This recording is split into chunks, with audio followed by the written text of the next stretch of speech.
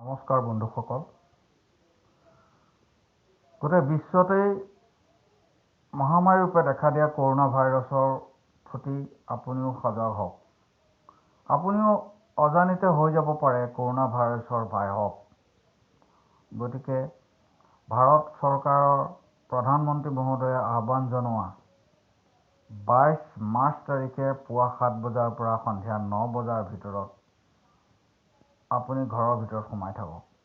এই corona virus কেনেকৈ হয়, কেনেকৈ বিয়পে, কি কৰে, কেনেকৈ আহে বা এই বেমাৰৰ লক্ষণসমূহৰ বিষয়ে এতিয়ালৈকে কোনেও সঠিকভাৱে গম পোৱা নাই বা ইয়াৰ ঔষধো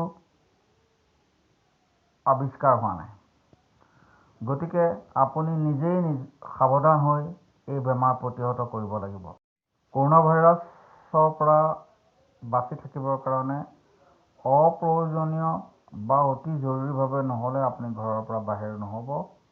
লগতে বাহিৰৰ পৰা ঘৰলৈ আহিলে আপুনি পৰিষ্কাৰকৈ হাত ভৰি ধুব, কাপোৰ কানিবিলাক বাহিৰত থ'ব, ৰ'দত থ'ব আৰু নিজক বচাই ৰাখিব।